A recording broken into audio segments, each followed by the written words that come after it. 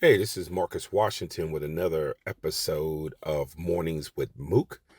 We're going to start off with Caitlin Clark's debut last night. Of course, there was a ton of expectations in her debut with the Indiana Fever. There was I was going to say UConn, but Connecticut domination, 92-71. Clark finished with 20 points, but that is grossly misleading with her 10 turnovers. Now, I've read already people are defending her. Well, the expectations were too big, and you don't even notice that she scored 20 points, which is what the writer for ESPN said you don't notice her 20 points and how good that is because people are obsessing over the turnovers.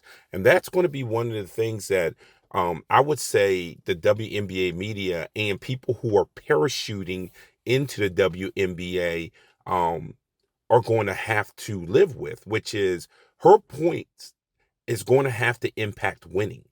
Her play is going to have to impact winning. Just saying, well, Caitlin Clark scored X amount, and I don't care about the score. If you're a media member, that's not how you cover a game. Now, if you're a fan, you can say whatever you want, but if you're a media member, you're not to protect her. You are to evaluate what's happening out there and writing about what's happening out there. And yes, part of her expectations are to win. And this was the danger of everyone thinking she was just going to come in here and it was going to be Iowa. All the people who thought, well, it's harder in college than it is in the WNBA. And you guys just really, really, really down the league. And you crapped on the league. And you crapped on the young ladies who were already in the league. Now, Clark, as the season goes on, is going to end up with big numbers. She's not going to have 10 turnovers every game, and she's going to be fine. But the truth of the matter is she's there to impact winning. And if those numbers don't impact winning, the numbers mean absolutely positively nothing. And that's the difference between being a professional and being a collegiate player. So we are to the second major on the PGA Tour, the PGA Championship that used to be the last major. Now they've moved it up in the calendar the last few years, and they're playing Valhalla. And the big news to me is not only Scotty Scheffler and how he's dominating. Tiger Woods is going to see if his body can hold up and how great golf can be and will be this weekend, but also the idea that there isn't any buzz around this because of the Live PGA split.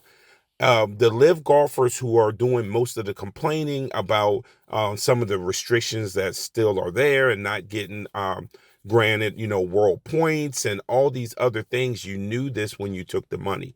You knew the impact on golf globally was going to be negative at the beginning, and you're just going to have to ride this out. Now, all you guys jump to the Live Tour for the money, but try to make it out like you guys were doing some sort of societal contribution like Rosa Parks, and you weren't. You chased the money, which I have absolutely no problem with the fact that you chased the money. In fact, I have always said this, and I will stand by this. The PGA Tour needed competition. They really, really needed competition. I'm not sure if Live was the best model for the competition, but they needed competition. But this idea that there has been a negative impact on golf when it comes to ratings, and oh my gosh, this is why we need some sort of agreement, and we got to do what's best for the game. Well, if you were going to do what was best for the game, short term, you would have stayed on the PGA Tour, or you would have stayed on the European Tour. You guys said you were doing this for the betterment of the game long term, which means that there weren't going to be instant gratification, which also means you're going to have to suffer through some negativity. And if you really, really, really want to stand on that platform, well, don't whine about it. Just go ahead and work through the negativity. So Bronny James was at the NBA Combine, and of course, he became the story. And that's because everyone is going bonkers about him being in the draft. And look what his college numbers were, blah, blah, blah. No one cares about the college numbers. Let's start with that. His college numbers, they don't care about. It's going to be whether they feel like the skills that he has translates to the NBA.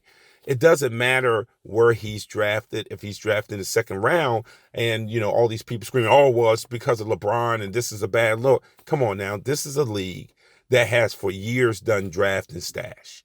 Drafted guys overseas that never had any intent of coming to America. Let's not act like these draft picks. It's not the NFL where these draft picks are just so valuable when teams have been doing this for years. The only reason you're bringing it up now is because of LeBron's son. I don't care that it's LeBron's son, just like a lot of you all don't care about a lot of the sons getting to coaching in the NFL very, very early because who their fathers are. And they get a boost up and you put them as a QA very early on so they can get into the machinery that is coaching very early on simply because of their last names. So let's not act like, oh my gosh, this is the end of the world because Bronny James might end up on a roster, which by the way, he'll probably be in the G League anyway, which is where he would have started, whether he stayed in college or whether he came out. He's a G League player off the top, like most players coming out of college are going to be. They're going to be G League players, guys. It's not the 1980s. And it's being that he gets this kind of uptick because he's LeBron's son. Who cares? Like I said, you don't care when it's in college coaching for both basketball and football. You don't care when it's in the NFL, and it is prevalent in the NFL. So don't act like you care now. Bronny's going to end up with whomever, and he's going to end up as being a G League player that might not ever make it to the NBA. He might end up with a G League contract that's a two-way. He might not end up with a two-way.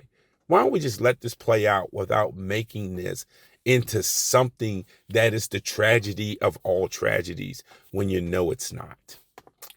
Thank you for joining me on this episode. MTC Media Network presents all of our podcasts and audio and video work. We appreciate that. And you guys have a good day.